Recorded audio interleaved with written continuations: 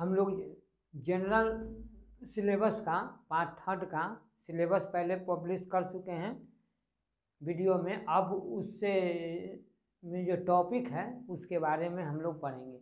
सबसे पहले हम लोग पढ़ेंगे हीट ट्रांसफ़र में जो है, तो उसमें आपका थर्मोडायनेमिक्स है, तो उसमें जो टर्मोलॉजी है, जैसा टर्मोलॉजी को देख लें, उसके बाद धीरे धीरे हम लोग आगे बढ़ते जाएंगे। तो सबसे पहले है टेम्परेचर। टेम्परेचर क्या है? The temperature of a body is a measure of the hotness और coldness of the body. Temperature जो है वो किसी भी बॉडी का हॉटनेस और कोल्डनेस को मेजर करता है। जैसे अब हम लोग गर्मी के दिन में किसी चीज़ को छूते हैं तो गर्म महसूस होता है, तो फील करते हैं, तो उससे हम लोग पता लगा लेते हैं कि कितना डिग्री टेम्परेचर है। दूसरा है thermal equilibrium. Two bodies are said to be in thermal equilibrium when two heated bodies are placed in contact such a way no heat flow take place। जब दो गर्म बॉडी को एक साथ सटा दिया जाएगा तो ऑटोमेटिक है कि ज़्यादा से कम में फ्लो करेगा हीट।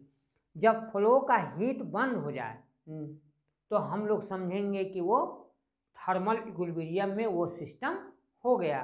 जैसे दो पानी की टंकी को, एक में ज़्यादा है एक में कम है, दोनों को कनेक्ट कर दीजिएगा तो जब तक फ्लो रहेगा, जब तक उसका लेवल कांस्टेंट ना हो जाए।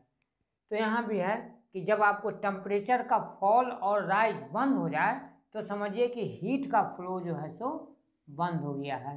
तो जब दो सिस्टम के बीच हीट का फ्लो ना हो रहा हो तो हम कहेंगे कि वो दोनों बॉडी थर्मल इक्विलिब्रियम में है। अब आइए zeroth law of thermodynamics statement. If the body A and body B are in thermal equilibrium with third body C, then body A and B are also in thermal equilibrium. कहता है कि body ए सी के साथ thermal equilibrium में है और body B C के साथ थर्मल इक्विलिब्रियम में है, तो ए और बी भी थर्मल इक्विलिब्रियम में होगा। इसी को हम लोग कहते हैं जीरोथ लॉ ऑफ थर्मोडायनेमिक्स। तो आप यूं समझ लीजिए कि राम और श्याम और रहीम 3 है, तो रहीम राम का भी दोस्त है और श्याम का भी दोस्त है, तो नेचुरल सी बात है कि श्याम और राम में भी दोस्ती हो जाएगी। तो यही कहलाता है आपका जीरोथ लॉ। एक्सप्लेनेशन देख लीजिए जीरोथ लॉ का। सपोज के let us suppose two bodies A and B, ये फिगर में देख लीजिए A and B separated from each other, दोनों सेपरेट है ईच अदर से, put in thermal contact of the third body, ये थर्ड बॉडी के साथ थर्मल कॉन्टेक्ट में रखा गया है। Both A and B individually come thermal equilibrium with C, ये इसके साथ थर्मल इक्विलिब्रियम में है, ये इसके साथ थर्मल इक्विलिब्रियम में है विथ सी।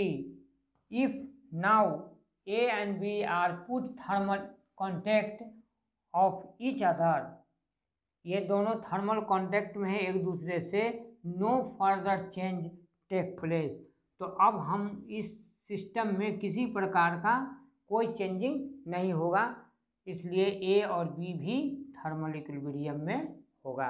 यही जीरोथ लॉ है। अब आइए थर्मोडायनेमिक सिस्टम।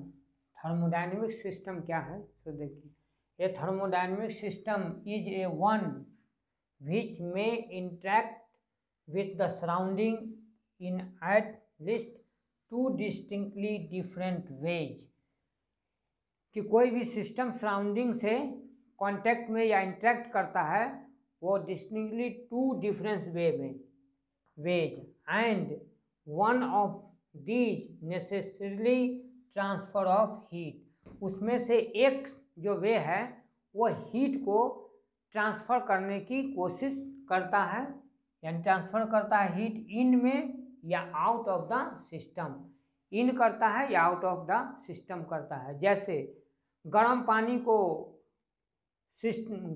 को रख दिया जाए तो एयर जो है से क्या करता है, उससे हीट लेता है, माने एयर में हीट इन हुआ। अगर मान लीजिए कोई हीटर जला दीजिए तो एटमॉस्फेयर में भी हीट इन किया, जो हम गेन किए, ये सिस्टम हम में और एटमॉस्फेयर में जो है गेन किए, एक से आउट हुआ एक से इन हुआ। द अदर या अदर्स में be some other means the transfer of energy, energy का ट्रांसफर होगा से by the performance of the mechanical work by on the system, यानी वो हीट एक प्रकार का एनर्जी है। तो एक सिस्टम से दूसरे सिस्टम में यूं कह लीजिए कि एनर्जी का स्थानांतरण होता है वर्क डन के कारण। अब दूसरा टर्म है आपका thermodynamics equilibrium.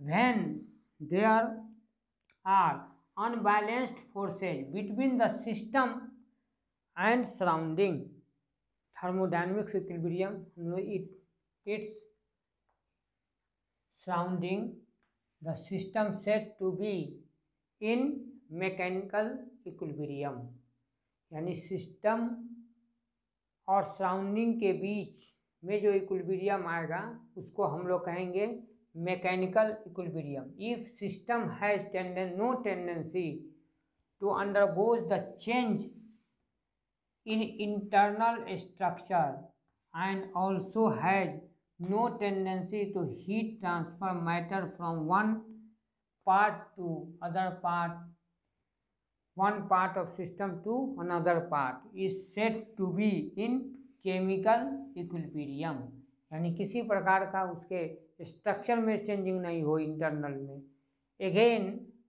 again all parts of system are at same temperature which is equal to the temperature of the surrounding, the system said to be in thermal equilibrium।